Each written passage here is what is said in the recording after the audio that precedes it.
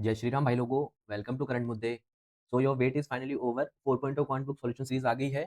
ये उस सीरीज का फर्स्ट चैप्टर है और उस फर्स्ट चैप्टर का फर्स्ट पार्ट है। हमने फर्स्ट चैप्टर ज्योमेट्री चूज करा है क्योंकि सबसे ज्यादा वोट ज्योमेट्री को मिले थे। हमने पोल डाला था टेलीग्राम चैनल पर। तो हम आज ज्योमेट्री डिस्कस करेंगे। ज्योमेट्री के जितने भी क्वेश्चंस है वो हमने हमारी 4.2 बुक के बेस्ट कंपाइलेशन से उठाए हैं। हम क्वेश्चंस को विद कंसेप्ट डिस्कस करेंगे। सो बिना किसी देरी के स्टार्ट करते हैं और आज का फर्स्ट क्वेश्चन है, in triangle ABC, F and E are the points on the side AB and AC respectively, such that the FE parallel BC and FE divides the triangle in two parts of equal area. If AD perpendicular BC है and AD intersect FE at G, then हमें ratio पूछा है GD ratio AG का। तो हमें GD ratio AG find करना है। इस क्वेश्चन को करने से पहले इसका कंसेप्ट देखते हैं। ये एक ट्राइंगल है हमारे पास ABC। अगर मैं एक लाइन सेगमेंट DE ऐसे खींचूं कि ये AB और AC को D और E पॉइंट पे कट कर रही है, यानी मैं एक लाइन सेगमेंट खींच रहा हूँ, D और E पे पॉइंट पे कट कर रही है AB और AC को। अगर ये लाइन BC के पैरेलल हुई, अगर तो ये जो लाइन सेगमेंट है ये AB और AC को इक्वल रेशियो में डिवाइड करेगी। ठीक है, कैसे? अगर DE पैरेलल है BC के, देन ये इक्वल रेशियो में डिवाइड करेगी, यानी AD अपॉन DB इक्वल होगा AE अपॉन EC के, यानी ये सेम रेशियो में होंगे दोनों। और इसी चीज को हम क्या बोलते हैं? Thales theorem. तो ये क्या है हमारी? Thales theorem. मैं ट्राइंगल ले रहा हूँ ADE और मैं बड़ा वाला ट्राइंगल ले रहा हूँ, ट्राइंगल ABC, यानी ये छोटा वाला ट्राइंगल और ये जो कंप्लीट ट्राइंगल है ABC, इन दोनों में मैं सिमिलैरिटी लगाता हूँ। मान लेते हैं कि ये डी पर जो एंगल है वो थीटा है, तो क्या ये एंगल भी थीटा हो जाएगा? कैसे? देखो, अगर कोई दो पैरेलल लाइन को, अगर एक लाइन कट कर रही है तो उसके कॉरेस्पॉन्डिंग एंगल भी बराबर होते हैं। तो सिमिलरली ये लाइन कट कर रही है DE को और BC को, तो ये कॉरेस्पॉन्डिंग एंगल थीटा थीटा बराबर हो गए। सिमिलरली यहाँ पर अल्फा और अल्फा बराबर हो गए। और ये एंगल मैं कुछ भी मान लेता हूँ, ये मैं गामा मान लेता हूँ, तो ये एक एंगल गामा हो जाएगा। तो क्या मैं सिमिलैरिटी लगा सकता हूँ इसमें? देखते हैं चलो। छोटे वाले ट्राइंगल में थीटा के सामने क्या लिखा हुआ है? AE। छोटे ट्राइंगल में थीटा के सामने AE, तो बड़े ट्राइंगल में थीटा के सामने लिखा हुआ है AC, यानी ये दोनों इस रेशियो में होंगे। दूसरी चीज, अल्फा अल्फा के सामने क्या लिखा हुआ है? AD। छोटे वाले ट्राइंगल में, बड़े वाले ट्राइंगल में अल्फा के सामने AB लिखा हुआ है। सिमिलरली छोटे वाले ट्राइंगल में गामा के सामने DE लिखा हुआ है और बड़े वाले में गामा के सामने BC लिखा हुआ है। यहाँ पर एक लाइन ड्रॉ कर दूं जो कि इस पे परपेंडिकुलर हो और यहाँ भी परपेंडिकुलर हो। मान लेते हैं ये पॉइंट MN मान लेते हैं, ये M है और ये N है। यानी मैं एक एल्टीट्यूड ड्रॉ कर दूं, तो जो ये एल्टीट्यूड का रेशियो होगा ना वो भी सेम होगा। कैसे? देखो, यहाँ पर ये जो AM है, ये जो AM है, ये भी बराबर होगा इसके बड़े वाले ट्राइंगल में, बड़े वाले ट्राइंगल की हाइट के। तो बड़े वाले ट्राइंगल की हाइट क्या होगी? AN। तो ये सब बराबर होंगे। ठीक है, तो हमारा ये ADE ट्राइंगल किसके पैरेलल हो गया? ABC के। मुझे अगर ट्राइंगल ADE और ट्राइंगल ABC का एरिया का रेशियो लेना हो, तो area of ratio of triangle ADE upon triangle ABC।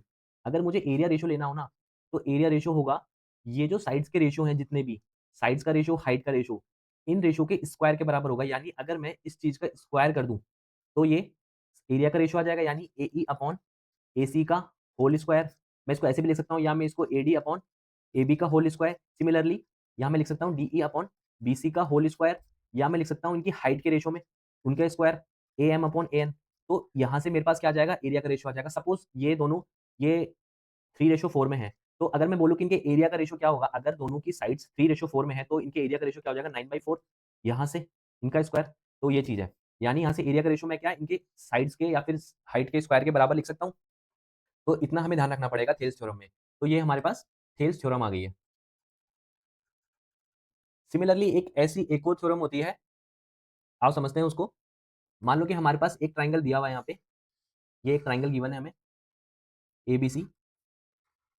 इस ट्राइंगल में अगर AB और AC के मिड पॉइंट, यानी ये दोनों इनके मिड पॉइंट, अगर इन दोनों मिड पॉइंट को मैं मिला दूं DE, मान लेते हैं कि पॉइंट से D और E, D जो है AB का मिड पॉइंट है, C AC का मिड पॉइंट है E।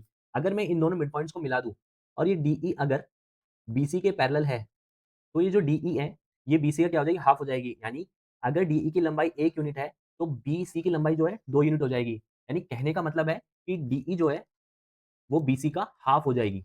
BC का हाफ यानी DE अपॉन BC क्या हो जाएगा? 1:2 में हो जाएगा। सिमिलरली क्योंकि ये देखो, ये 1 यूनिट है, ये 1 यूनिट है, तो ये सेम रेशियो में डिवाइड कर रही है। तो छोटे वाले ट्राइंगल की साइड एडी और बड़े वाले ट्राइंगल की साइड एबी। अगर मैं ये छोटा वाला ट्राइंगल और ये बड़ा वाला ट्राइंगल एबीसी की बात करूँ, तो क्या मैं इसको इनके रेशियो को ऐसे लिख सकता हूँ? Triangle ADE upon triangle ABC. क्या इसके साइड्स का रेशियो मैं ऐसे लिख सकता हूँ? AD upon similarity, same similarity, ये थीटा तो ये थीटा, जैसे हमने प्रीवियस कांसेप्ट में देखा था, तो AD upon AB equal to यहाँ लिखा होगा AE upon AC, similarly DE upon BC, जो कि हमने यहाँ भी देखा था। तो ये सेम किस रेशियो में हो जाएंगे? 1/2 में। अगर यही चीज मैं एरिया का रेशियो लिखूं, एरिया रेशियो, तो एरिया रेशियो किस रेशियो में हो जाएगा?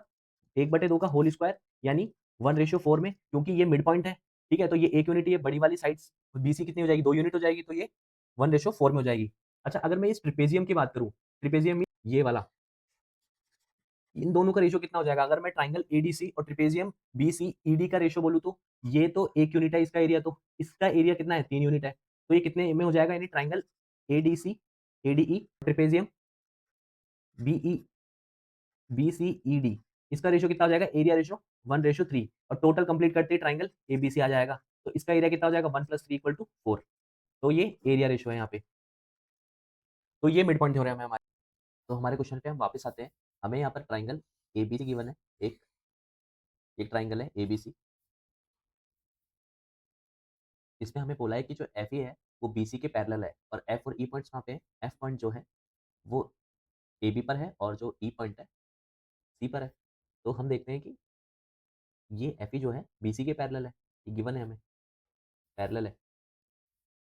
F E divides the triangle in two parts of equal area. ये जो एफ ई लाइन है, ये दो इक्वल पार्ट में एरिया को डिवाइड कर रही है। यानी अगर मैं ये इधर वाला लूँ, यानी ये ऊपर वाला जो एरिया है ये, और ये जो नीचे ट्रिपेजियम वाला एरिया है, ये दोनों क्या है? एरिया बराबर है।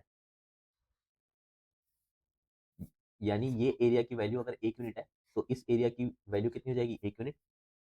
इसमें गिवन हो रहा है कि एडी जो है बीसी पर लंब है, यानी एक लाइन ड्रॉ करूंगा मैं, एल्टीट्यूड, जो कि क्या होगा? एडी बीसी पर लंब होगा, एंड इंटरसेक्ट करता है एफ ई को जी पर। तो ये पॉइंट क्या हो जाएगा? जी, यानी ये भी यहाँ पर परपेंडिकुलर हो जाएगा।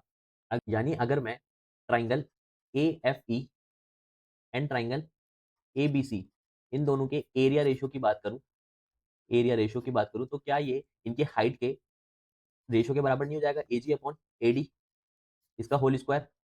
तो ये एरिया रेशियो कितना दे रखे हैं हमें? 1/2।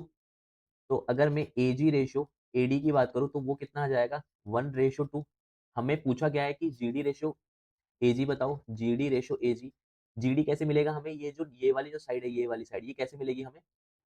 अगर मैं ए डी में से, अगर ये ऊपर वाला ए जी माइनस कर दूँ, ए डी में से, ये ए डी में से अगर मैं ए जी माइनस कर दूँ, तो ये आ जाएगी जी डी √2 - 1, और ए जी की वैल्यू कितनी है? 1। तो मेरा जो रिक्वायर्ड रेशियो है जो हमसे पूछा, वो कितना आ जाएगा? √2 - 1 और 1।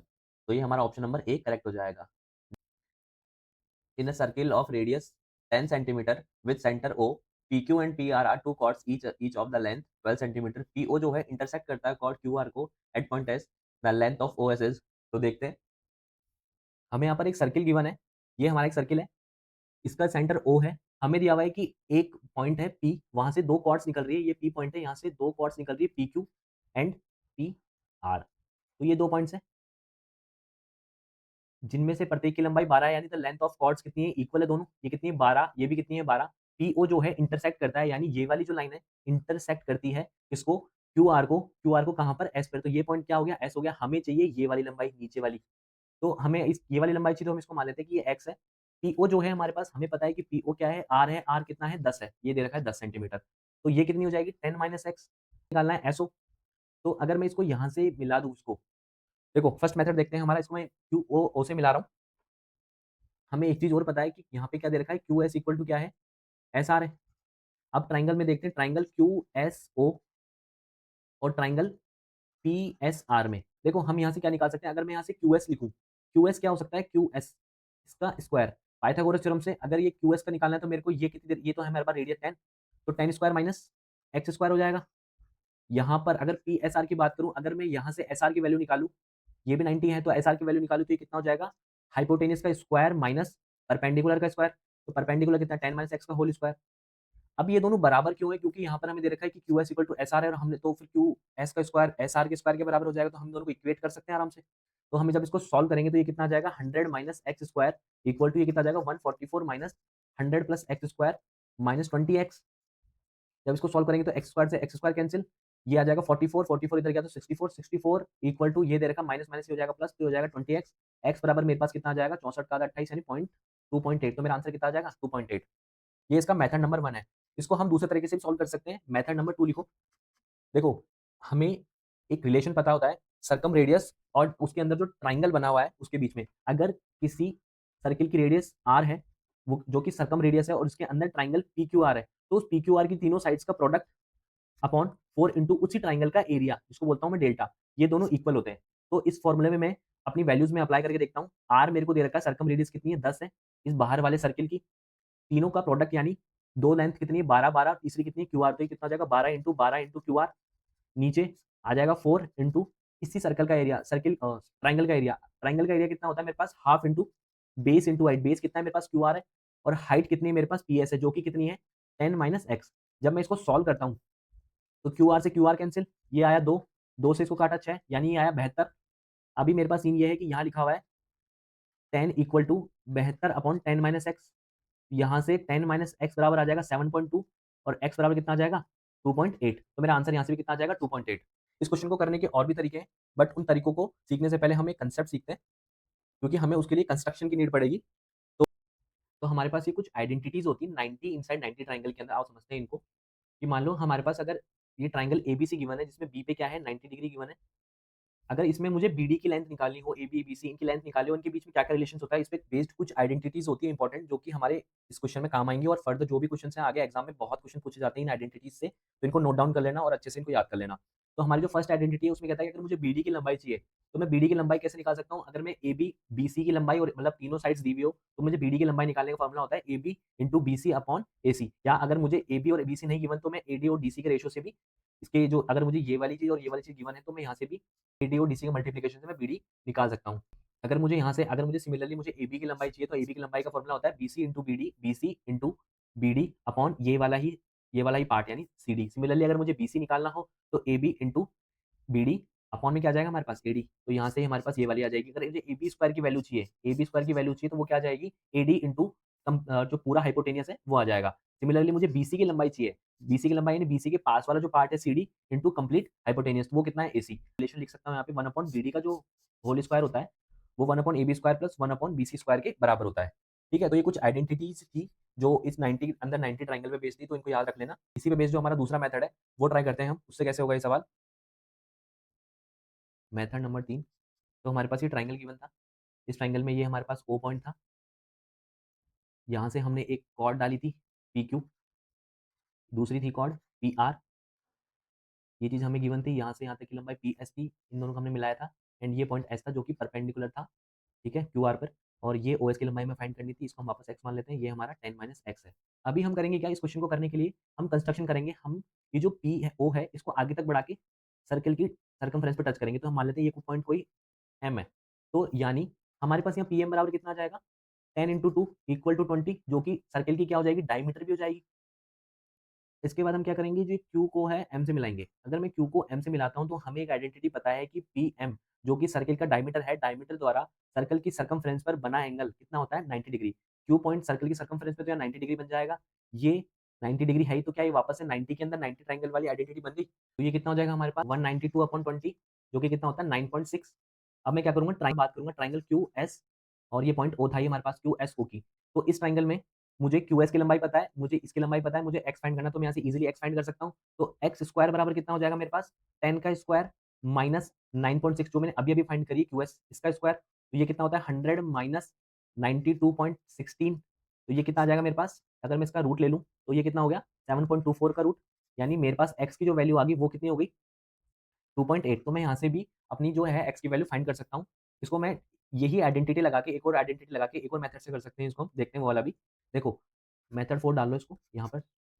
अगर मैं बोलूँ, क्या हमने ये आइडेंटिटी पढ़ी है, देखो ट्राइंगल की बात कर रहा हूँ कौन-कौन से, क्यू पी एम की। क्या मैं ट्राइंगल क्यू पी एम में ये बोल सकता हूँ कि क्यू पी का स्क्वायर बराबर होगा किसके, P S into P M के। क्या ये डी एस बराबर कितना है मेरे पास 10 माइनस एक्स, और पी एम जो कि मेरे पास कितना है 20 है ही।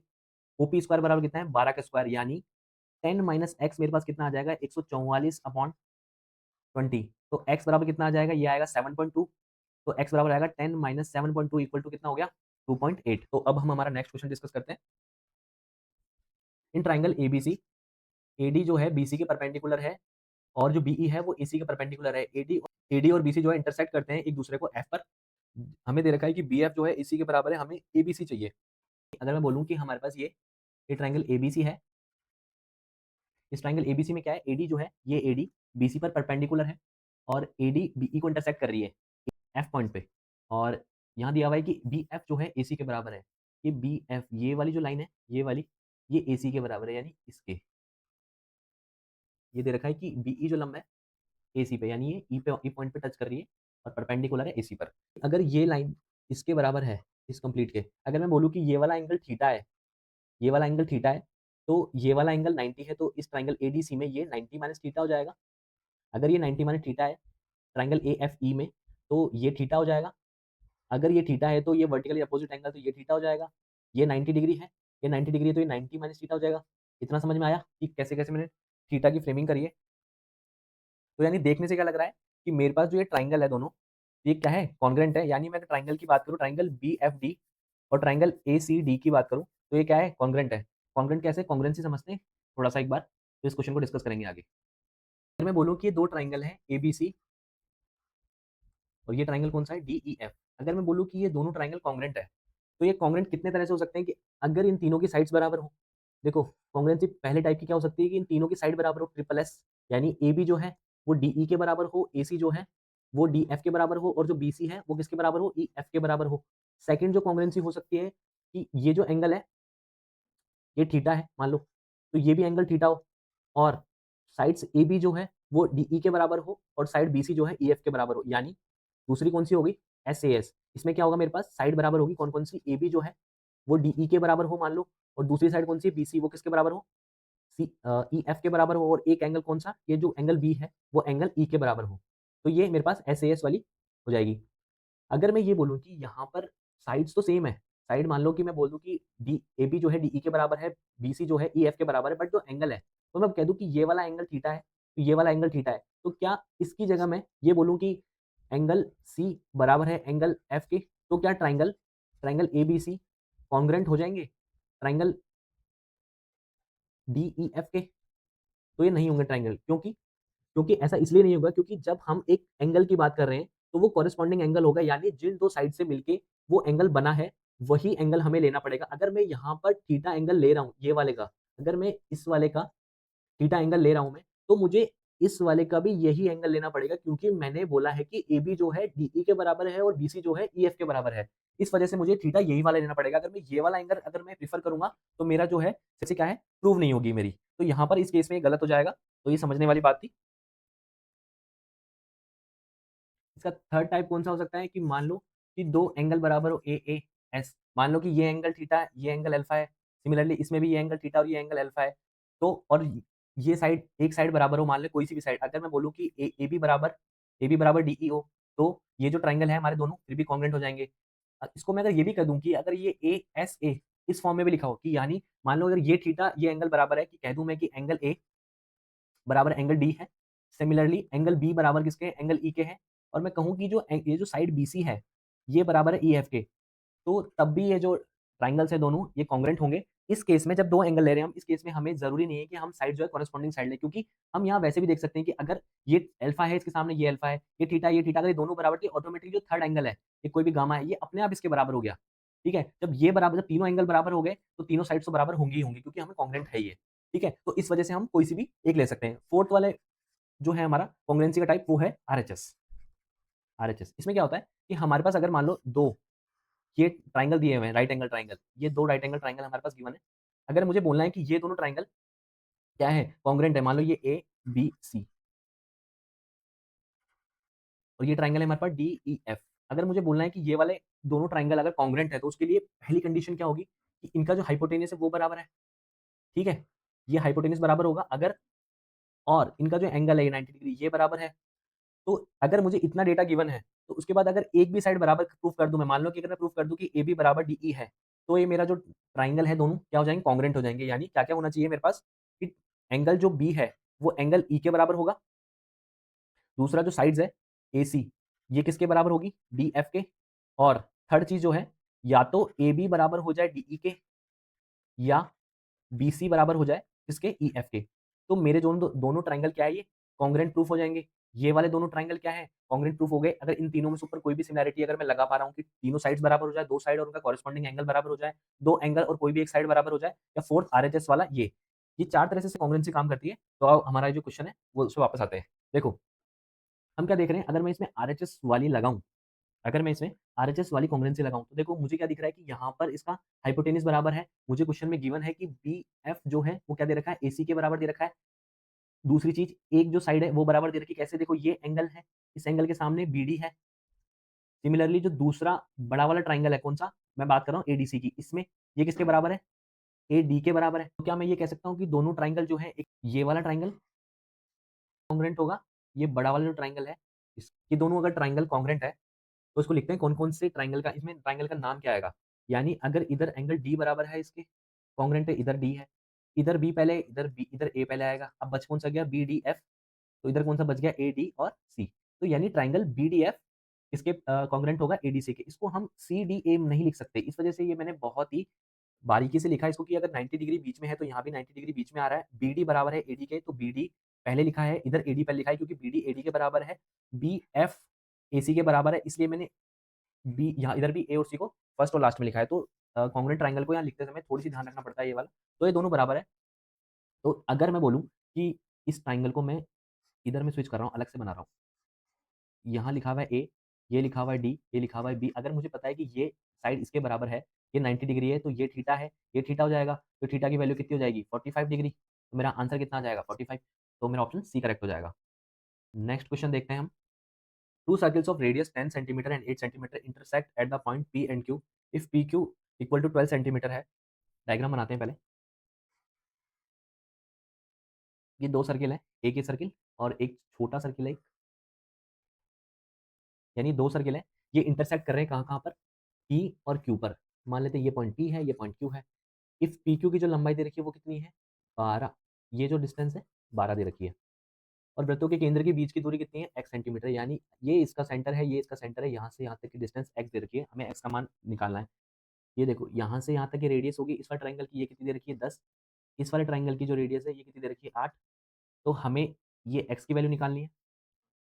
ये परपेंडिकुलरली यहाँ पर टच कर रहा है इसको, यानी ये मान लेते हैं अगर C1 है, ये C2 मान लेते हैं, तो यानी ये C1 और C2 पर क्या परपेंडिकुलर है? PQ। और ये जो C1 C2 है, ये C1 C2 क्या कर रही है? इसको बाइसेक्ट कर रही है। P यहाँ मान लेते हैं कि ये पॉइंट कौन सा है? M पॉइंट है, M पॉइंट पे, तो ये इसको PQ को हाफ कर रही है ये लाइन। ठीक है, तो ये कितनी हो जाएगी? 12/2 यानी 6। तो हमारे पास जो ये PM की जो लंबाई है वो कितनी आ जाएगी? 6। तो अगर मैं ट्राइंगल ट्राइंगल PMC1 में देखूँ तो ये 6 है, ये 10 है, ये 6 है, तो ट्रिपलेट से ये 8 हो जाएगी। सिमिलरली अगर मैं ट्राइंगल किसकी बात करूँ? ट्राइंगल PM और C2 की बात करूँ, तो इसमें x की वैल्यू कैसे निकलेगी? 8 का स्क्वायर माइनस 6 का स्क्वायर, जो कि कितना होता है? 64 माइनस 36। तो इस बेस की वैल्यू कितनी आ जाएगी मेरे पास? 28। तो ये कितना हो जाएगा? √28। इसको क्या लिख सकता हूँ मैं? 2√7। हमें किसकी लंबाई पूछी है? C1 C2 की पूछी है। C1 C2 बराबर कितना है मेरे पास? C1 M plus M C2, जो कि कितना है मेरे पास? इधर आया 8 और ये कितना आया? 2√7, जो कि कितना होता है? 13.3। मेरा आंसर कितना आ जाएगा? Option number D. तो हमारा नेक्स्ट क्वेश्चन है, ABCD is a cyclic quadrilateral whose diagonals intersect at P if AB equal to BC, angle DBC equal to 70, BAC 30 degree and measure of PCD पूछा। यानी हमारे पास क्वेश्चन है cyclic quadrilateral का। Question करने से पहले इसका कंसेप्ट समझते हैं, साइक्लिक क्वाड्रिलेटरल समझने पहले। मान लेते हैं कि हमारे पास एक सर्किल है, इसके अंदर एक क्वाड्रिलेटरल है A B C and D। ठीक है, साइक्लिक क्वाड्रिलेटरल होता ही वो है कि सर्किल के अंदर एक ऐसा क्वाड्रिलेटरल जिसकी चारों पॉइंट्स जो है सर्किल की सर्कमफ्रेंस पे टच करें। ठीक है, तो ये एक साइक्लिक क्वाड्रिलेटरल है। इसके दो डायगोनल्स हैं, ये फर्स्ट डायगोनल, ये सेकंड डायगोनल, जो कि किस पॉइंट पे टच कर रहे हैं? मान लेते हैं कोई पॉइंट P है, वहां टच कर रहे हैं। पहली चीज हम इनके एंगल के बारे में बात करेंगे कि एंगल, ये जो एंगल है, ये कंप्लीट एंगल,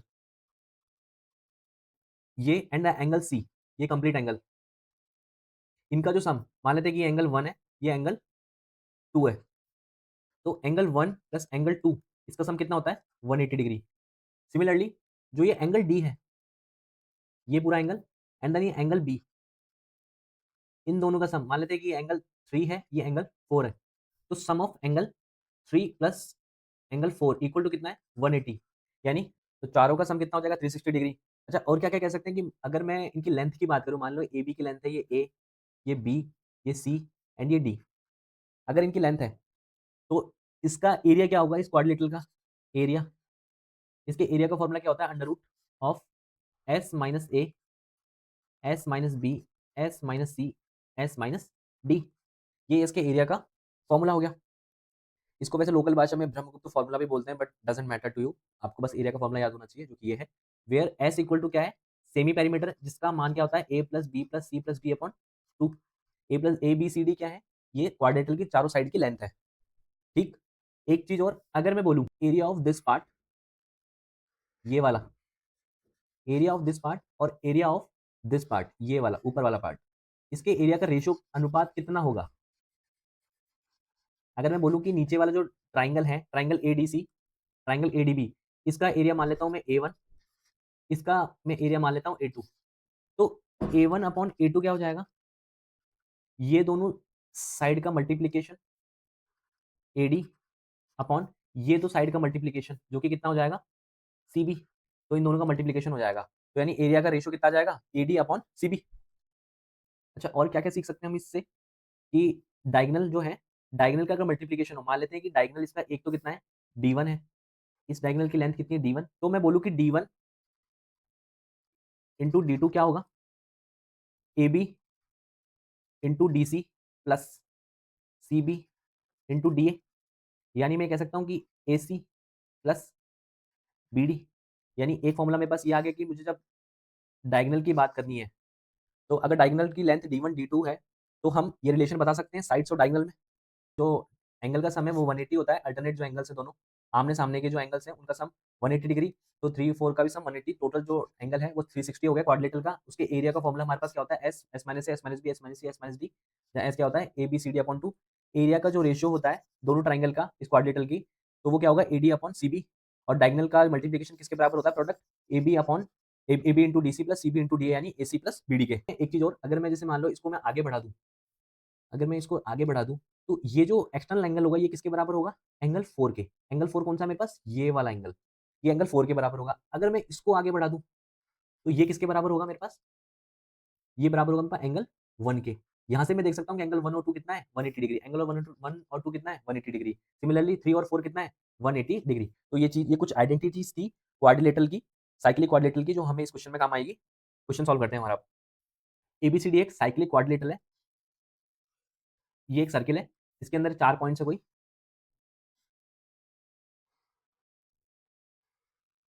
मान लेते हैं कि पॉइंट है ए बी सी डी। ये बोला है कि कहाँ पे इंटरसेक्ट कर रहे हैं, पॉइंट पी पे, कोई पॉइंट पी है तो ये इंटरसेक्ट कर रहे हैं यहाँ पे, ये पॉइंट पी हो गया। बी क्या दे रखा है हमें, बीसी के बराबर दे रखा है, यानी ये वाली जो लेंथ है हमारे पास ए बी, ये किसके बराबर दे रखी है हमें, बीसी के। दूसरा हमें बोला है एंगल डीबीसी कितना है, डी बी सी, ये वाला एंगल कितना दे रखा है हमें 70 degree. B A C angle, B ए और सी, ये वाला एंगल हमें दे रखा है 30 डिग्री। हमें ये साइड बराबर दे रखी है, हमें पीसीडी की वैल्यू पूछी है, यानी ये वाली वैल्यू, ये कितना है मान लेते हैं थीटा है। अच्छा एक चीज और हम यहाँ एक चीज और हम ये देखते हैं यहाँ पे कि अगर मान लेते हैं कि ये कोई ट्राइंगल है मान लो, और एक ये ट्राइंगल है, तो ये जो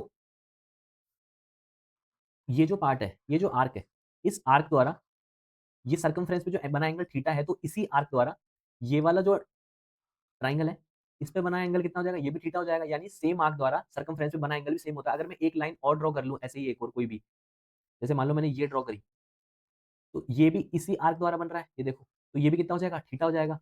तो ये चीज ध्यान रखना, ठीक है। अब यहाँ पर सेम चीज है, ये देखो आर्क नोटिस करना, आर्क एडी की बात कर रहा हूँ मैं, एडी, इस एडी आर्क द्वारा ये थीटा बन रहा है यहाँ पे, तो इस एडी द्वारा यहाँ पर भी थीटा बनेगा, बना। अब ट्राइंगल देखो, ट्राइंगल की बात कर रहा हूँ मैं ए बी और सी की। इस ट्राइंगल में देखना कि इस ट्राइंगल में इस साइड्स के सामने अगर 30 डिग्री है, तो इस साइड के सामने जो एंगल है वो भी 30 डिग्री होगा, तो ये 30 हो गया। अगर ये 30 है, 30 60, इट मस्ट बी 120, क्योंकि सम कितना होता है हमारे पास 180 होता है। तो अगर ये पूरा 120 होगा तो ये कितना होना चाहिए 50 डिग्री। तो मेरा आंसर कितना आ जाएगा 50 degree, option number D. Next question देखते हैं हमारा, trapezium based. ABCD is a trapezium in which AB parallel to DC, its diagonal intersect at P, AP, BC, BP and PD की लेंथ दी हुई है, तो हमें लेंथ ऑफ DB बतानी है। ठीक, ट्रेपेजियम का कंसेप्ट देखते हैं। मान लेते हैं कि हमारे पास ये एक ट्रेपेजियम है, यहाँ ये है A, B, C एंड ये D पॉइंट। इसमें दो डायगनल्स हैं, एक डायगनल है हमारे पास BD, एक डायगनल है हमारे पास AC। तो ये जो डायगनल्स हैं ये किसी पॉइंट O पे टच कर रहे हैं। मान लो AB क्या होता है, DC के पैरेलल है, और जो अनपैरेलल साइड है वो कौन सी है, अनपैरेलल साइड, अनपैरेलल साइड वो कौन सी है, AD एंड BC, यानी ये पैरेलल है DC के। ठीक, पहली चीज तो इसका एरिया क्या होता है, एरिया, अगर मैं बोलूँ कि ये साइड A है, ये साइड B है, ये साइड C है, ये साइड D है, तो एरिया ऑफ ट्रिपेजियम कितना होता है मेरे पास, 1/2, जो भी पैरेलल साइड है उनका सम, यानी A प्लस सी इंटू उनके बीच की दूरी, दूरी मतलब एल्टीट्यूड। अगर मैं एक लाइन ड्रॉ करूं जो कि इसका एल्टीट्यूड होगा, यानी ये इस पे परपेंडिकुलरली DC पे टच करेगी, तो ये जो AM है ये इसका एल्टीट्यूड होगा, इसकी लंबाई मान लेता हूं मैं E, तो यानी AC इंटू ई।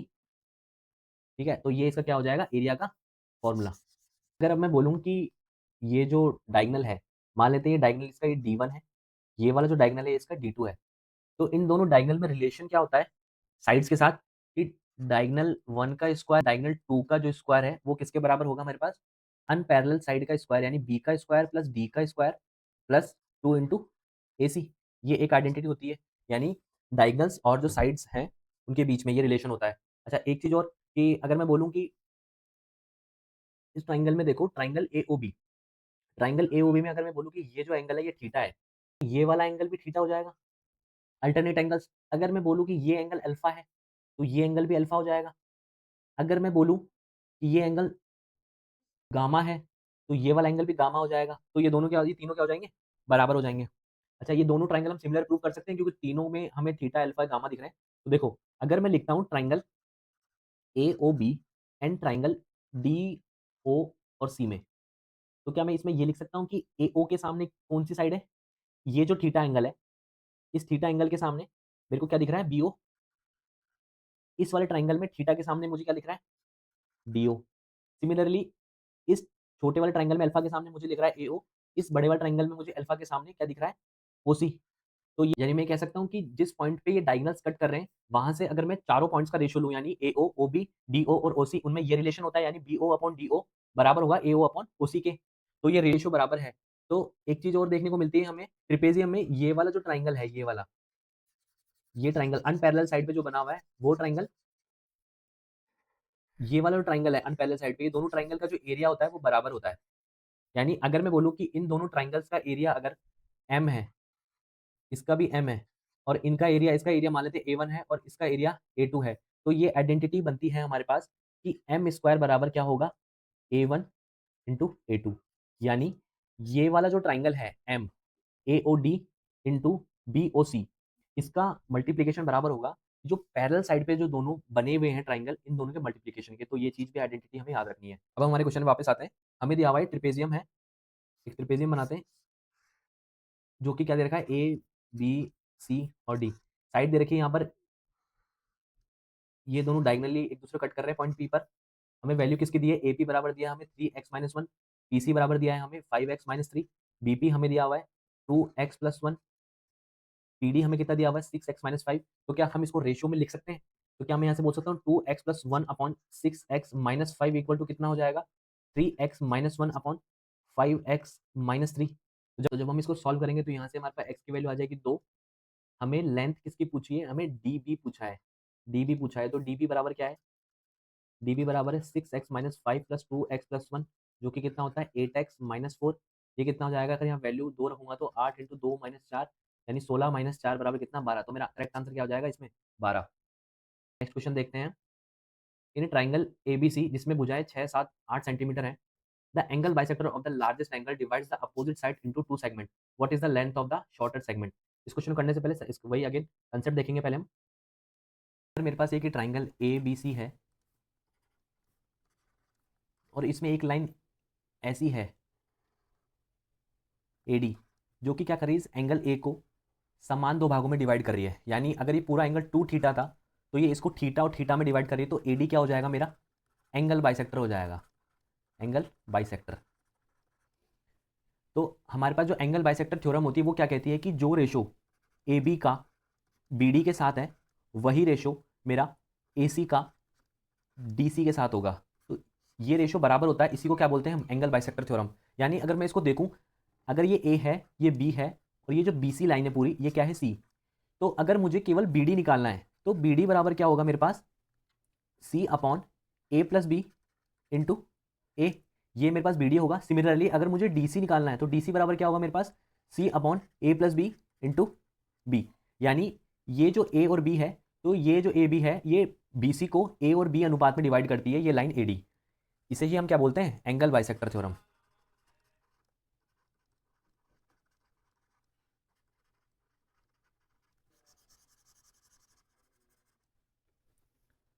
और केस देखते हैं इसमें हम।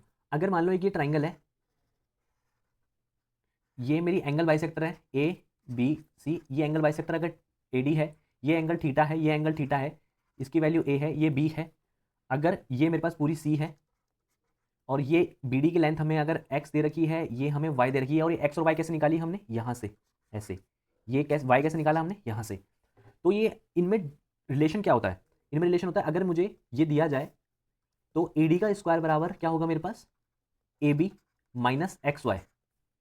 तो ये हमारे पास रिलेशन होता है दोनों में, ए डी स्क्वायर बराबर A B minus X Y. अगर मैं एक दूसरे ट्राइंगल की बात करूं, मान लो कि ये एक ट्राइंगल है ए बी सी। अगर ये लाइन को मैं आगे बढ़ाऊं तो ये जो एंगल ए का जो एक्सटीरियर एंगल है ये 2 थीटा, अगर इसको कोई एक लाइन ऐसी है जिसको कैसे डिवाइड कर रही है, हाफ हाफ में, यानी थीटा और थीटा में डिवाइड कर रही है, ये लाइन ए डी मान लेता हूँ। तो ये जो ए डी है ये इसका एक्सटर्नल एंगल बाइसेक्टर हो जाएगा इस ट्राइंगल का। अगर ये एक्सटर्नल एंगल बाइसेक्टर हो जाएगा तो इसमें क्या रिलेशन होगा कि अगर ये ए है, ये बी है, ये वाली लेंथ अगर वाई है, और ये वाली पूरी जो लेंथ है, ये पूरी लेंथ बी डी, ये एक्स है, तो हमारे पास रिलेशन क्या होगा, ए अपॉन बी का जो अनुपात है वही अनुपात एक्स और वाई का होगा। ठीक है। और सेम चीज अगर मैं रिलेशन पूछूं कि ए डी का स्क्वायर क्या होगा, ए डी का स्क्वायर यहां पर क्या हो जाएगा, X Y minus A B.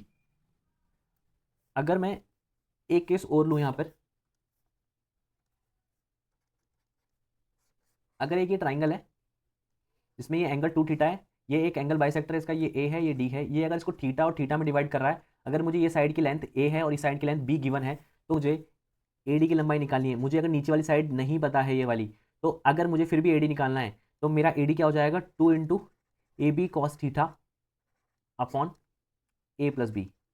यहाँ पर मैंने 2 थीटा नहीं लिया, यहाँ पर ओनली सिंगल थीटा लेना है।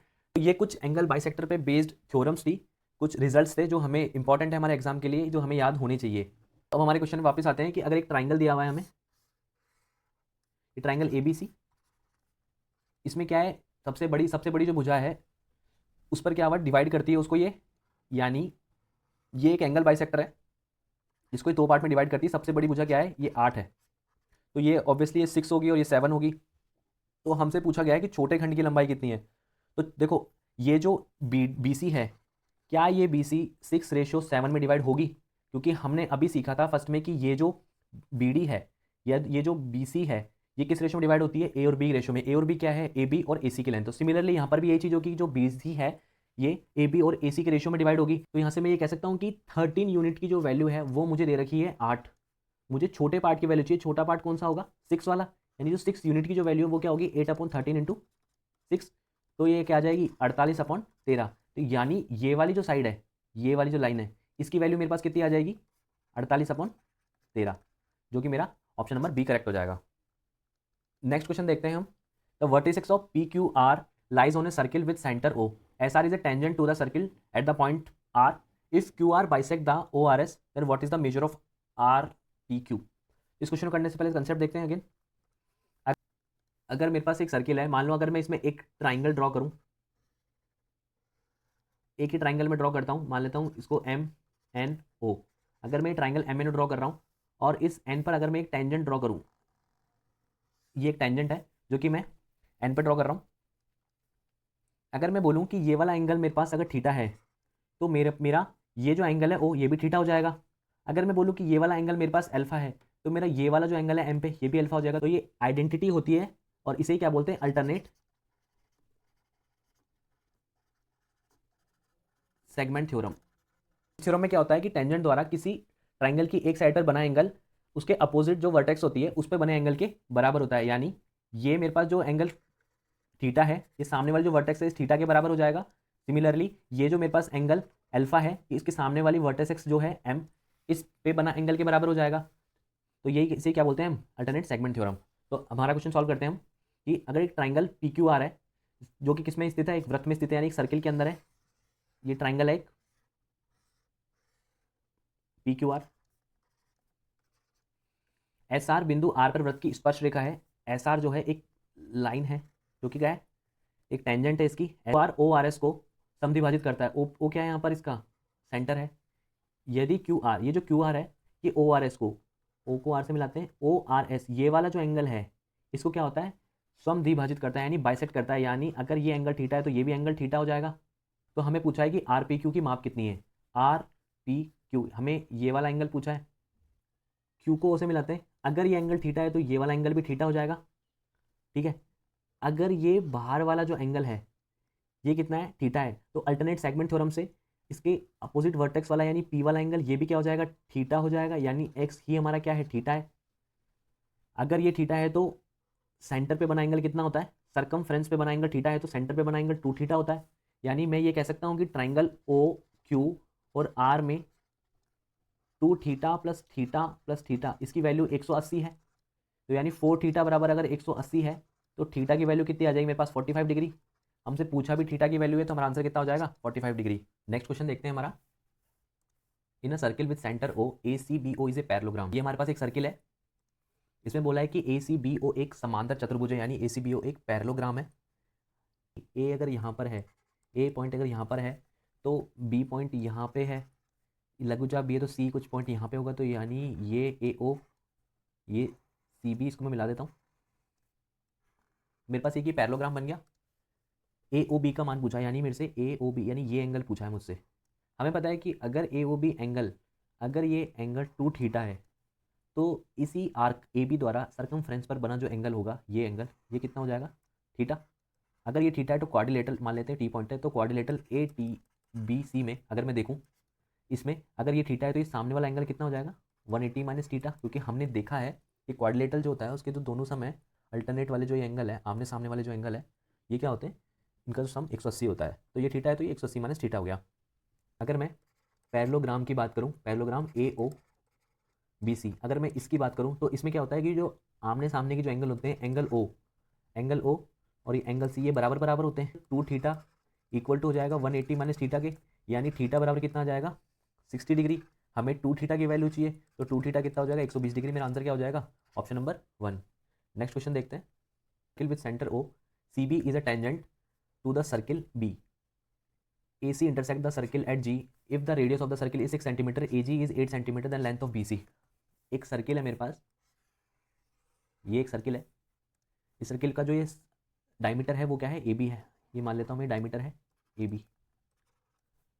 सी बी, बी पर वृत्त की स्पर्श रेखा है तो एक टेंजेंट है, ये एक टेंजेंट है C B. A C intersect circle at G point, तो ये जी पॉइंट पर इंटरसेक्ट कर रही है। वृत्त की रेडियस हमें दे रखी है कितनी, सर्किल की रेडियस 6 सेंटीमीटर, तो ए बी कितनी हो जाएगी 12, ये 6 और ये 6। ए जी की लंबाई हमें 8 दे रखी है। अगर मैं इसको यहाँ से मिलाऊँ तो ये कितना हो गया, 90 डिग्री। सरकमफ्रेंस पे बना एंगल बाय डायमीटर, तो ये कितना हो जाएगा हमारे पास, 90 डिग्री। तो ट्राइंगल ए जी बी में अगर मैं देखूँ तो अगर ये 8 है, ये मेरे पास कितनी है 12 है, तो ये कितनी हो जाएगी मेरे पास 12 का स्क्वायर माइनस 8 का स्क्वायर, जो कि कितना होता है 144 माइनस 64 बराबर 80। 80 को मैं बोल सकता हूँ कितना, 4√5। तो ये कितना हो जाएगा 4√5। अगर मैं 90 के अंदर 90 ट्राइंगल की बात करूँ, देखो ये भी 90 डिग्री है, तो क्या 90 के अंदर 90 ट्राइंगल वाली सिचुएशन वापस बन गई। तो अगर मुझे बी सी निकालना है, अगर मुझे बी सी निकालना है तो बी सी की लंबाई क्या मैं ये बोल सकता हूँ कि A B into B G upon A G, ये हमने पढ़ा था आइडेंटिटी में। तो ए बी कितना है 12, बी जी कितना है हमारे पास 4√5 और ए जी कितना है हमारे पास 8, तो 12 चौक 48, 6 8 48, तो 6√5 आ जाएगा। ये ऑप्शन नंबर फर्स्ट मेरा करेक्ट हो जाएगा। नेक्स्ट क्वेश्चन देखते हैं। In triangle A D C E and B are the points on the side of A D and A C respectively. देखते हैं, ये एक ट्राइंगल है मेरे पास ए डी सी, ये A D and C, E and B, A D और A सी की भुजाओं पर ऐसे बिंदु हैं ई और बी, यहाँ पर ई पॉइंट है और ए सी पर कौन सा है, बी पॉइंट है। ये इस प्रकार है कि A B E A D सी के बराबर है, यानी ए बी ई, ये जो एंगल है ये वाला एंगल, ये किसके बराबर है मेरे पास, ए डी सी के, ए डी सी यानी ये इस एंगल के बराबर है। बी ई हमारे पास 3 दे रखा है, बी ई ये 3 दे रखा है, सी डी हमारे पास 5 दे रखा है और बी सी 2, और ए ई की जो लंबाई है वो 6 दे रखी है। तो हमें पूछा है ए बी और डी ई की वैल्यू, यानी हमें पूछा है इसकी, ये वाली साइड और डी ई इस साइड का सम पूछा है हमें। तो मैं मान लेता हूँ कि ये साइड कितनी है, ये साइड एक्स है, ये साइड है वाई। अगर ये ट्राइंगल है, ट्राइंगल किस किस की बात कर रहा हूँ, triangle A B E and triangle कौन सा, ट्राइंगल ए डी ई, ये दोनों ट्राइंगल क्या है, सिमिलर है। तो अगर सिमिलर ट्राइंगल है तो इनकी जो साइड भी सेम रेशियो में होगी। तो अगर ये मैं बोलता हूँ कि ये थीटा है तो ये भी थीटा हो जाएगा। अगर ये एंगल अल्फा है तो ये वाला एंगल भी अल्फा हो जाएगा। ये एंगल गामा है तो इसके सामने वाली साइड ई बी इसमें और ये डी सी भी सेम रेशियो में हो जाएगी। तो मैं चेक करता हूँ, थीटा के सामने छोटे वाले में 6 है, बड़े वाले में कितना है, x+2 है। अल्फा के सामने छोटे वाले में x है, बड़े वाले में कितना है, 6+y है। इधर गामा के सामने छोटे वाले में 3 है, बड़े वाले में कितना है, 5 है। अगर मैं यहाँ से इन दोनों को कंपेयर करूँ तो 3 का मल्टीप्लाई 2 यानी ये डबल हो रहा है, 6 आ रहा है, तो 5 का भी डबल होगा तब जाके x+2 आएगा। यानी 10 बराबर अगर x+2 है तो x बराबर कितना आ जाएगा, 8। अगर मैं इन दोनों को बराबर रख दूँ अब इसको और इसको, तो यहाँ कितना आ जाएगा, 8/6 + y = 3/5, यानी ये कितना आ जाएगा, 40 = 3y + 18। तो y की वैल्यू कितनी आ जाएगी, 40 - 18 22/3। यानी मैं कह सकता हूँ कि x + y जो हमें पूछा है वो कितना हो जाएगा, 8 + 22/3, 8 या 24, ये कितना हो जाएगा, 46/3। ऑप्शन नंबर बी मेरा करेक्ट हो जाएगा। नेक्स्ट क्वेश्चन देखते हैं, let O B the centre of a circle and A C B its diameter. एक मेरे पास ओ सेंटर वाला एक सर्किल है जिसका ए सी क्या है, डायमीटर है, ए सी इसका व्यास है, बी डी एक कॉर्ड है जो कि ए सी को ई पर कट करती है। अगर मैं एक ये कॉर्ड बोलता हूँ, ये बी ई है, बी डी कॉर्ड है जो इसको ई पे कट कर रही है। ए को बी और डी से जोड़ा जाता है। अगर ए को मैं बी और डी से जोड़ता हूँ, यानी मैं इसको ये मिला दिया और इसको मैंने ए को डी से मिला दिया।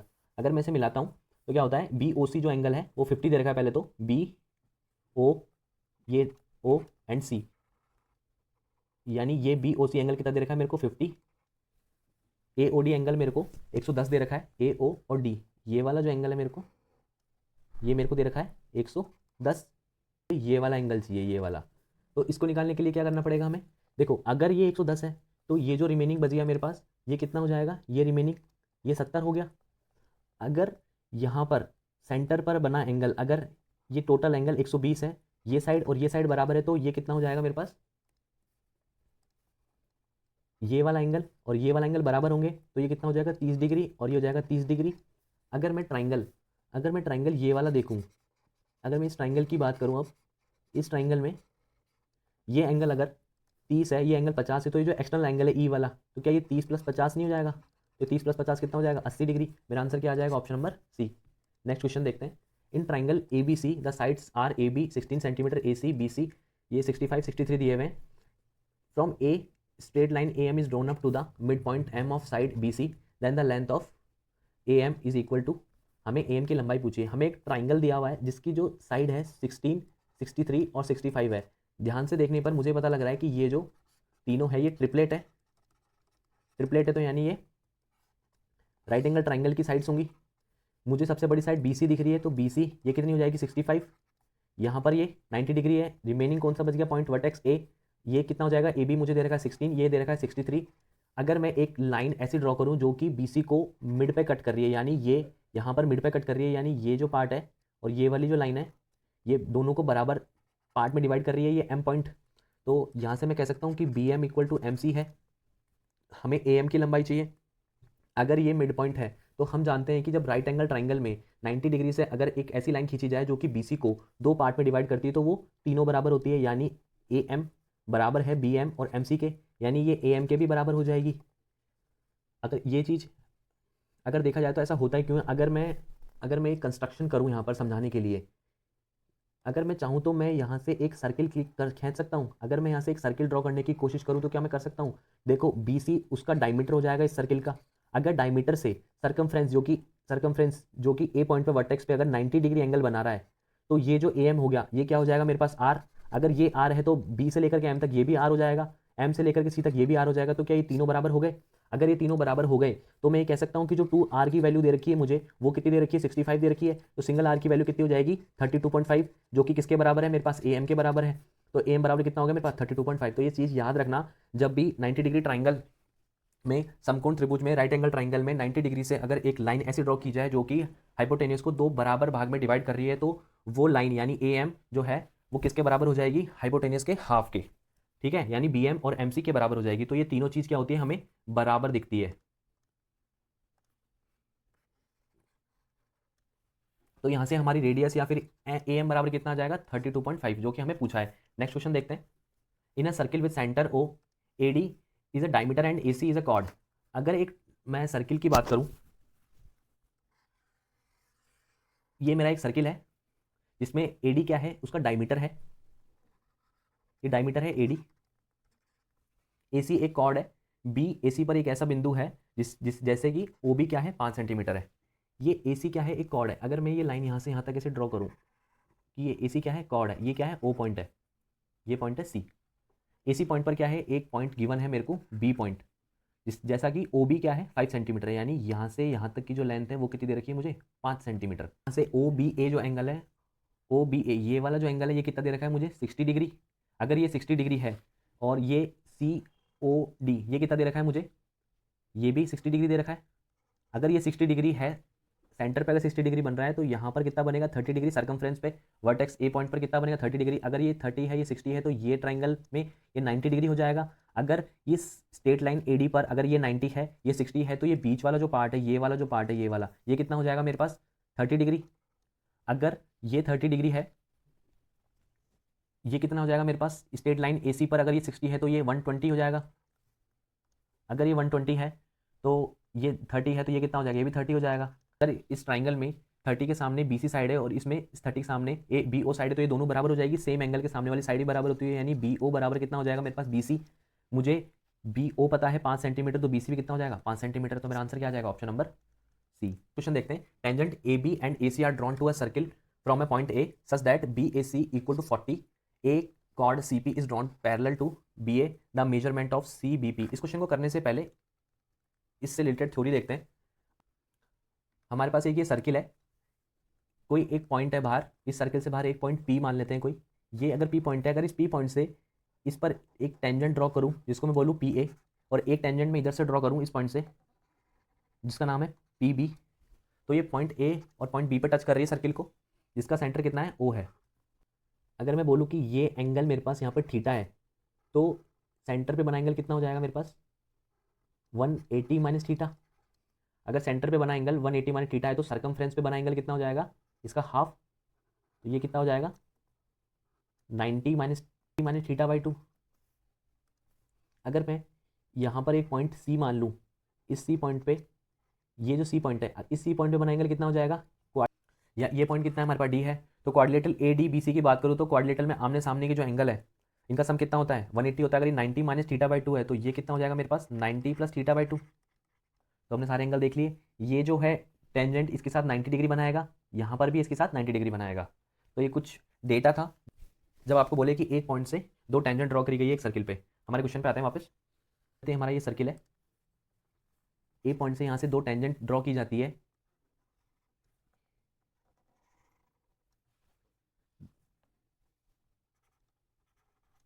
AB and AC। तो हमें क्या गिवन है? BAC ये दे रखा है, हमें 40 दे रखा है। हमें पूछा है कि एक कॉर्ड जीवा जो है CP को BA के समांतर खींचा गया है।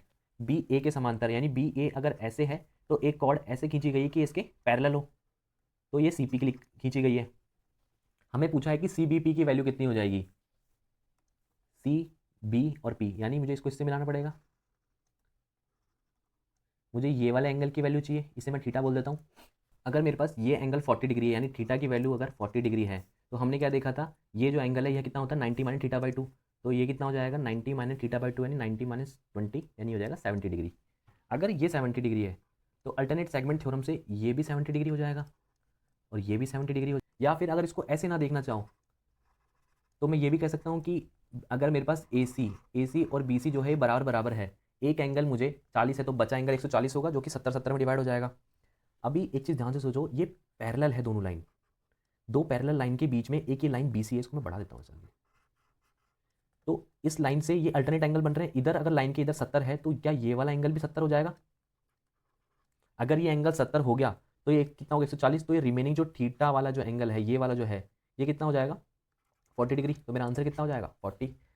अगर हमारे पास एक सर्किल दिया हुआ है, ये सर्किल है, अगर इसके अंदर दो कॉर्ड्स, ये सेंटर ओ है, दो इसकी कॉर्ड्स, ये एक कॉर्ड्स एंड ये दूसरी कॉर्ड्स, अगर ये दोनों कॉर्ड्स किसी एक पर्टिकुलर पॉइंट पी पे कट कर रही है, यानी अगर मैं इसको नाम दूँ ये ए बी है, ये सी डी है, अगर ये पी पॉइंट पे कट कर रही है और अगर ये आर्क जो सी है मेरे पास, ये आर्क सी, इसको अगर मैं सेंटर से मिलाऊं और ये दो दूसरा आर्क है, ये वाला बी डी आर्क है, इसको अगर मैं सेंटर से मिलाऊं तो अगर ये दोनों के बीच में बनने वाला एंगल, अगर ये एंगल एक्स है तो ये वाला एंगल वाई है, तो ये जो एंगल पी है, ये वाला एंगल, क्या ये एंगल सेम बात है? ये जो एंगल पी है इसकी वैल्यू कितनी हो जाएगी? एंगल पी बराबर क्या हो जाएगा? Angle X plus angle Y upon two. यानी जब कॉर्ड इंटरसेक्ट करे सर्किल के अंदर, ये तो हो गया पहला केस। दूसरे केस में अगर मैं एक और सर्किल लूं, अगर दो कॉर्ड्स हैं, ये सर्किल का सेंटर ओ है, एक ये कॉर्ड है ए बी, एक ये दूसरी कॉर्ड है सी डी, अगर ये दोनों कॉर्ड इंटरसेक्ट कर रही है कहाँ पे? सर्किल के आउटसाइड, यानी बाहर कोई पॉइंट है पी पे, अगर ये पी पर आउटसाइड कर रही है और ये एंगल क्या बन रहा है हमारे पास बी पी डी, ये एंगल पी है, ये दोनों आर्क जो हैं, जैसे ये आर्क ए सी है, इस आर्क को अगर मैं ओ पे मिलाऊं तो ये जो एंगल बन रहा है, मान लेते हैं कि अगर ये एंगल एक्स है, ये आर्क बी डी द्वारा सेंटर पे बना एंगल अगर वाई है, तो ये जो एंगल पी है इसकी वैल्यू क्या हो जाएगी? एंगल पी इस केस में हो जाएगा X minus Y upon two. तो ये दो केस बनते हैं, जब हमारे पास ये वाला एंगल दे रखा हो, ये वाला, और जब दोनों आर्क से सेंटर पर बना एंगल गिवन हो और दोनों के इंटरसेक्टिंग एंगल पूछे, तब हमारे पास जो फॉर्मूला होता है पी का, P equal to X plus Y upon two, और जब इंटरसेक्ट करे बाहर की तरफ तो पी का मान कितना होता है? X minus Y upon two. तो हमारे पास एक सर्किल है जिसका डायमीटर कितना है मेरे पास? ए बी, ये इसका डायमीटर है। एक कॉर्ड है कोई सी डी जो इसको ई पॉइंट पे कट कर रही है, ये क्या है? सी डी है, ई पॉइंट पे कट कर रही है, ये इसका सेंटर है ओ। हमें बोला है कि बी ओ सी 48 डिग्री है, यानी यहाँ से यहाँ तक कितना है? ये बी ओ सी ओ बी, ये कितना दे रखा है हमारे पास? 48 डिग्री दे रखा है। ए ओ डी बराबर 100 दे रखा है, ए ओ डी यानी ये यहाँ से यहाँ तक कितना दे रखा है? 100। हमें पूछा है सी ई बी की माप, सी ई और बी यानी ये वाला एंगल, या कहते हैं हम ये वाला एंगल, वर्टिकली अपोजिट है दोनों, तो ये वाला एंगल की वैल्यू पूछिए, तो इसका फॉर्मूला क्या होता है हमारे पास? ये इसमें कंपेयर करो इसको, हमें ये वाली वैल्यू दी हुई है, ये वाली वैल्यू दी हुई है, हमसे ये पी की वैल्यू पूछिए, यानी जो हमारा ये एंगल मान लेते हैं पी है ये, अगर ये पी एंगल है इसकी वैल्यू हमें पूछा है, तो यानी ये कितना हो जाएगा? 48 प्लस 100/2, यानी कितना हो जाएगा? 74। तो मेरा आंसर कितना आ जाएगा? Option number B 74। देखते हैं, in a circle with centre O A B is a diameter, point C D E are on the circle on the one side of A B. हमारे पास एक सर्किल है, ये हमारा एक सर्किल है जिसमें क्या है? ए बी एक डायमीटर है, ये ए बी डायमीटर है, सी डी ई जो क्या है? वृत्त के एक ही तरफ है, यानी सर्कल के सेम साइड है, ये सी है, ये डी है और ये पॉइंट ई है, ये दोनों जो कि एक क्या बन रहा है? पेंटागन बन रहा है, यानी पंचभुज बन रहा है। ए सी डी एंगल तथा डी ई बी एंगल के सम पूछा है हमसे, यानी अगर मैं ए को मैं ई से मिलाऊं तो ये कितना हो जाएगा? 90 डिग्री। ए को मैं सी से मिलाता हूँ, इसको मैं ई से, और ये ई को मिलाता हूँ बी से, तो ये पेंटागन बन गया ए सी डी ई बी, जिसमें ये जो एंगल है ये कितना है? 90 डिग्री है। अगर मैं बोलूँ कि ये वाला एंगल कितना है? अल्फा, और ये वाला एंगल क्या है? इसको मैं मान लेता हूँ ये है बीटा। अगर मैं साइक्लिक साइक्लिक क्वाड्रेटल ए सी डी ई की बात करूँ, ए सी डी ई की बात करूँ, तो क्या मैं ये कह सकता हूँ कि जो आमने सामने वाला एंगल है अल्फा और ये प्लस बीटा, इसका सम कितना हो जाएगा? 180। हमें पूछा है कि एंगल ए सी डी और डी ई बी का मान चाहिए, हमें angle A C D plus कौन सा पूछा है? Angle D E B. ये कितना दे रखा है? ए सी डी हमें ये दे रखा है बीटा, एंगल डी ई बी कितना है हमारा? अल्फा प्लस 90, इसका सम हमें पूछा है। तो अल्फा प्लस बीटा हमें पता है कितना है? 180 है, 180 प्लस 90 कितना हो जाएगा? 270। तो मेरा आंसर क्या हो जाएगा? Option number B 270। Next question देखते हैं।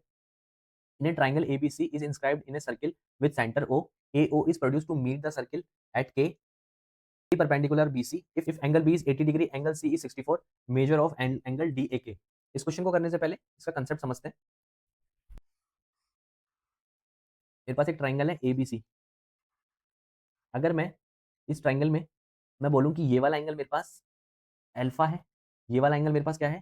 बीटा है, ये एंगल मेरे पास 2 थीटा है। अगर मैं एक एंगल बाइसेक्टर खींचूं, ये वाला एंगल यानी मेरे पास थीटा हो गया, तो ये वाला एंगल मेरे पास थीटा हो गया। अगर मैं एक एल्टीट्यूड ड्रॉ करूं, यहाँ पे एल्टीट्यूड, अगर मैं इसका एक एल्टीट्यूड ड्रॉ करूं, ये 90 डिग्री बनाएगा। तो ये जो बीच का एंगल है, अगर मैं बोलूं कि ये एल्टीट्यूड और जो एंगल बाइसेक्टर है, इन दोनों के बीच का एंगल अगर x है, तो ये जो x की वैल्यू है वो क्या हो जाएगी मेरे पास?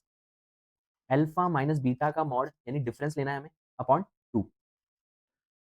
तो यानी x की वैल्यू क्या हो जाएगी? Alpha minus beta upon 2।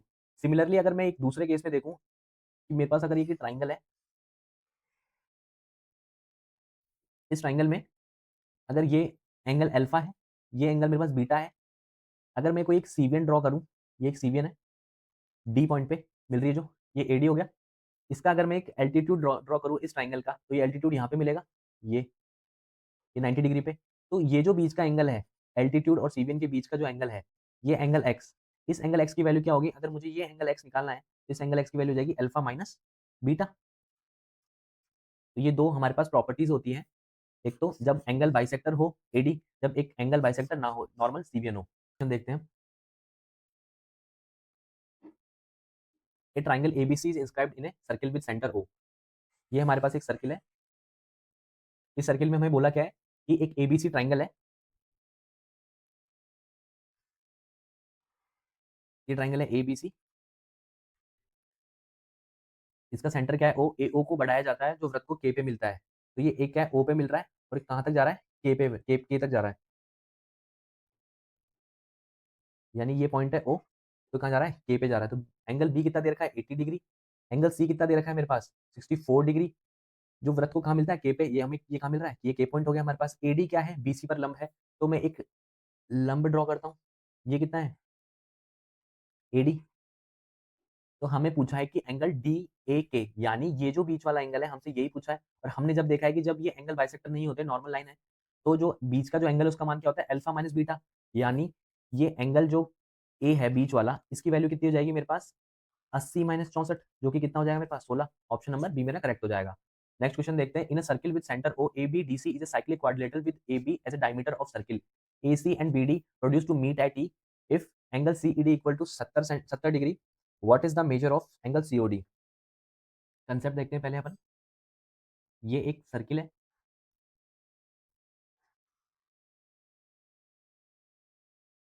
अगर इस सर्किल में ये एक डायमीटर है,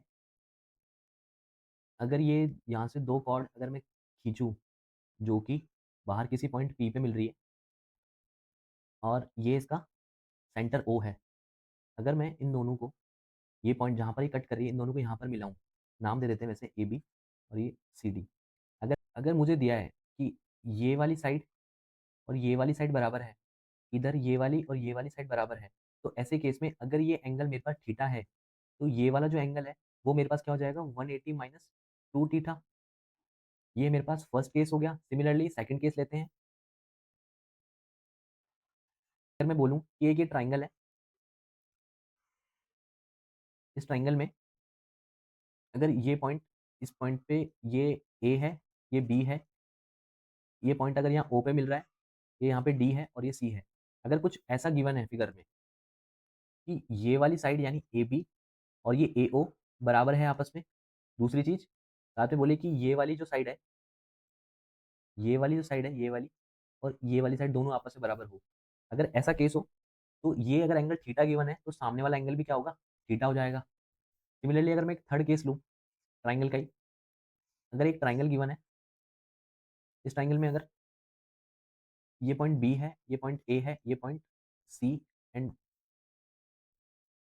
ये पॉइंट डी है, अगर ये यहाँ पे मिल रहे हैं सेंटर पे दोनों, ये ओ पे यहाँ मिल रहे हैं, और हमें बोले इस बार, यानी ये वाली साइड, ये वाली साइड बराबर, इधर ये वाली साइड और ये वाली साइड बराबर है। तो ऐसे केस में अगर ये एंगल मुझे थीटा गिवन है, तो सामने वाला जो एंगल है ये वाला, ये एंगल क्या हो जाएगा 90 माइनस थीटा बाई 2। तो ये 3 केस होते हैं हमारे पास, इंपॉर्टेंट केस है, इनसे सीधे डायरेक्ट रिजल्ट पे क्वेश्चंस आते हैं। तो क्वेश्चंस देखते हैं हमारा कि अगर ABCD एक क्वाड्रिलेटरल है, cyclic quadrilateral with AB diameter of a circle, AC and BD produce to meet at A. हमारा एक सर्किल है, ये सर्किल है, इस सर्किल में हमें क्या बोला गया है कि AB एक डायमीटर है, BDC एक क्वाड्रिलेटरल है। पहले क्वाड्रिलेटरल बनाया है AB और ये, अगर इनको मिलाया जाता है AC और BD को बढ़ा के, यानी इसको मैं एक्सटेंड कर दूं तो ये बाहर कहीं मिलेंगे इस पॉइंट पे, यहाँ भी इसको भी एक्सटेंड कर दूं तो ये भी बाहर कहीं मिलेगा इस पॉइंट पे, जहां ही मिलते हैं उसे पॉइंट पॉइंट बोला है इन्होंने E, यानी E पॉइंट मिलते हैं। एंगल CED, इस एंगल की वैल्यू कितनी दी हुई है मुझे 70 डिग्री। हमें ये पॉइंट कितना दिया गिवन है O, तो ये क्या है COD, हमें ये वाला एंगल पूछा है कि ये एंगल कितना होगा। जो अभी हमने फॉर्मूला लिखा था उसके अकॉर्डिंग हमारे पास ये साइड और ये साइड बराबर है, ये साइड और ये साइड बराबर है। सिमिलरली हम यहाँ क्या देख सकते हैं कि ये वाली जो साइड है ये भी हमारे पास R है, ये भी हमारी साइड क्या है R है, ये भी R है और ये भी R है। तो यानी जब ये वाली साइड्स बराबर दे रखी हो आपको AO CO DO और OB, ये आपस में अगर बराबर है और अगर सामने वाला एंगल, अगर ये एंगल थीटा है, तो ये वाला एंगल मेरे पास कितना हो जाएगा 180 माइनस 2 थीटा। तो यानी ये कितना हो जाएगा 180 माइनस 2 थीटा, 180 माइनस 2 इंटू 70, जो कि कितना हो जाएगा 40। मेरा आंसर कितना आ जाएगा 40, ऑप्शन नंबर सी मेरा करेक्ट हो जाएगा। नेक्स्ट क्वेश्चन देखते हैं।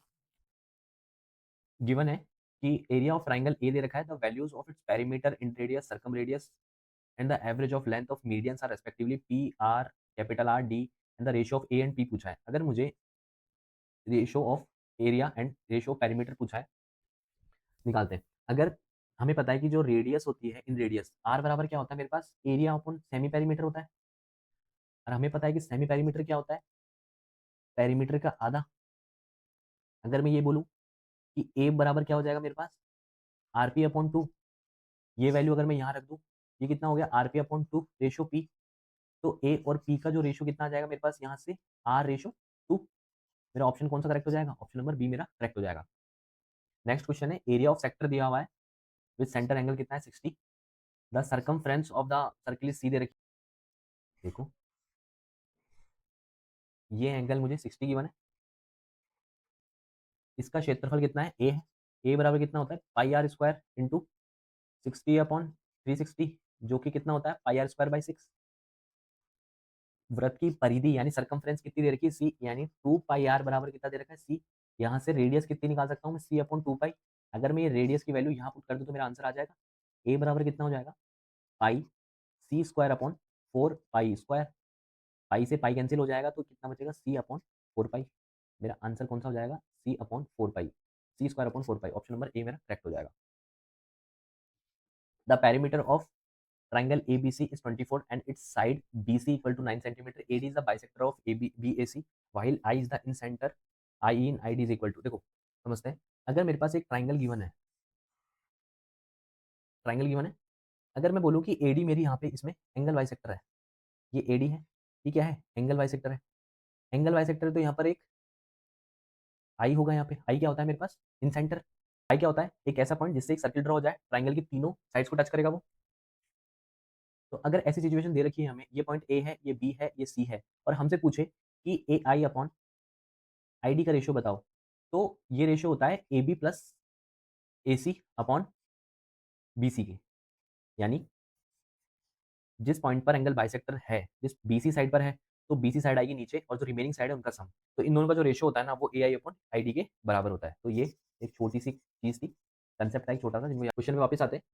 हमें यहाँ बोला गया है कि एक ट्राइंगल है ए बी सी, ये एक ट्राइंगल है हमारे पास ए बी सी ए, इसका पेरीमीटर कितना है 24 है, इसकी बीसी साइड कितनी है 9 है।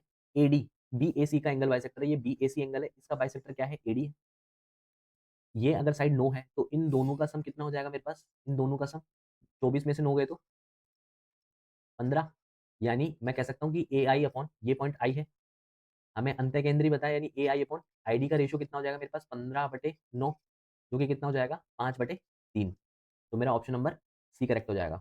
नेक्स्ट क्वेश्चन देखते हैं। A and B are 2 points on a circle with center O. AT is a tangent such that BAT equal to 45 degree and is a point on OA such that BN equal to 10 centimetre the length of median OM of the triangle NOB। मेरे पास एक centre O वाला एक circle है। मेरे को बोला गया है कि A और B जो है 2 पॉइंट्स है सर्किल के, AT पर क्या है टेंजेंट ड्रॉ करी जाती है। ये A पॉइंट है, AT पर एक टेंजेंट ड्रॉ करी जाती है। ये एक टेंजेंट ड्रॉ कर रहा हूँ AT, जो कि कहाँ टच कर रही है A पर। AT स्पर्शरेखा जो इस प्रकार है कि BAT जो है 45 डिग्री है। ये पॉइंट B मान लेता हूँ मैं, ये यहाँ B, ये कितना हो जाएगा 45 डिग्री इधर। ये सर्किल का सेंटर है O। N जो है OA पर एक बिंदु है जिससे BN इक्वल टू 10 सेंटीमीटर है। N जो है एक पॉइंट है OA पर, O को A से मिलाते हैं, और N एक पॉइंट है यहाँ पर जिससे कि BN क्या है 10 सेंटीमीटर है। ये BN हो गया 10 सेंटीमीटर। इसको इससे मिला देते हैं। मुझे NOB की माध्यिका यानी मीडियन OM की लंबाई चाहिए, यानी मैं यहाँ से यहाँ तक ड्रॉ कर देता हूँ। ये मुझे चाहिए OM, इस OM की लंबाई। अच्छा एक चीज़ देखो कि अगर मैं AO को एक्सटेंड करके आगे तक ले जाऊँ, इसको अगर मैं यहाँ से मिलाता हूँ ये पॉइंट T पे, तो अल्टरनेट सेगमेंट थ्योरम से अगर टेंजेंट द्वारा ये बना एंगल TAB अगर 45 है तो ये कितना हो जाएगा मेरे पास, ये भी 45 हो जाएगा। अब दूसरी चीज़ देखो, अगर आर्क AB द्वारा सरकमफ्रेंस पे अगर T एंगल बनाए, तो AB आर्क द्वारा एंगल जो सेंटर एंगल बना एंगल कितना हो जाएगा 90 डिग्री। अगर ये 90 डिग्री बना है, यानी एक राइट एंगल ट्राइंगल में अगर ये चीज़ 90 डिग्री है, और अगर मैं यहाँ से एक मीडियन ड्रॉ कर रहा हूँ, तो ये जो BN है ये इसको हाफ हाफ में डिवाइड करके हमने देखा था। तो ये वाली लेंथ बराबर होगी, यानी हम कह सकते हैं कि NM बराबर MB बराबर MO होगी। यानी और BN बराबर कितनी थी टोटल कंप्लीट थी 10, तो हाफ कितनी हो जाएगी 5। तो मेरा आंसर नंबर C करेक्ट हो जाएगा। नेक्स्ट क्वेश्चन देखते हैं। In a triangle ABC D and E are 2 points on the side of AB and BC। अगर ये ट्राइंगल है ABC, इसमें हमें गिवन है D और E, AB और BC पर 2 पॉइंट है, यानी AB पर तो D है और BC पर पॉइंट है E। यानी ये पॉइंट इस प्रकार है कि AD और DB बराबर 2:3 है। AD और DB ये कितने 2:3 है। DE जो पैरेलल है AC के, यानी ये चीज पैरेलल है AC के। यदि ADE का जो एरिया है वो 18 सेंटीमीटर स्क्वायर है, ADE यानी ये वाला जो एरिया है, ये ट्राइंगल ADE वाला एरिया जो है ये कितना है मेरे पास 18 स्क्वायर। क्या बोला है कि ट्राइंगल ABC का एरिया फाइंड करना है हमें, एरिया ऑफ ट्राइंगल ABC। देखो जिस रेशो में हमारा बेस होता है उसी रेशो में हमारा एरिया होता है। अगर 2 यूनिट बेस की वैल्यू कितनी है 18 सेंटीमीटर स्क्वायर है एरिया की, तो 3 यूनिट जो बेस होगा उसकी वैल्यू कितनी हो जाएगी मेरे पास 27 सेंटीमीटर स्क्वायर। यानी मेरे पास जो ये एरिया है ऊपर वाला ये कितना आ जाएगा मेरे पास 27 सेंटीमीटर। ये वाला एरिया 27 सेंटीमीटर स्क्वायर आ जाएगा। यानी अगर मैं एरिया ऑफ ट्राइंगल DBE की बात करूं और एरिया ऑफ ट्राइंगल BAC की बात करूं, तो इन दोनों का रेशियो क्या साइड के स्क्वायर के रेशियो के बराबर आ जाएगा। छोटे वाले ट्राइंगल की साइड है 3, बड़े वाले ट्राइंगल की साइड है 3 + 2, यानी ये कितनी है 5 है कंप्लीट वाले की। ये कितनी हो जाएगी 5, इसके स्क्वायर के बराबर आ जाएगा। तो यानी कितना हो जाएगा ये 9, ये कितना हो जाएगा 25। ये किसके बराबर है छोटे वाले ट्राइंगल का एरिया DBE, यानी पिंक वाला एरिया कितना दे रखा है हमें 27। बड़े वाला एरिया हमें चाहिए, तो ये कितना हो जाएगा 9 या 27, तो x बराबर कितना हो जाएगा 25 × 3 बराबर 75 सेंटीमीटर स्क्वायर। तो हमारा आंसर कितना हो जाएगा बी ऑप्शन 75 सेंटीमीटर स्क्वायर। तो ये ज्योमेट्री का पार्ट 1 था। आई होप आपको सेशन पसंद आया होगा। हमने विद कॉन्सेप्ट डिस्कस करी चीज़ें, तो सेशन थोड़ा सा लंबा गया है, बट यस अगर ये चीज़ें आपने नोट डाउन करी है, ये चीज़ें अपकमिंग जो क्वेश्चंस हैं उनमें भी बहुत काम आएंगी। जो भी कंसेप्ट है अच्छा लगे तो सेशन लाइक कर देना, चैनल सब्सक्राइब कर देना, और भी पार्ट्स आएंगे इसके अपकमिंग। तब तक के लिए बाय बाय।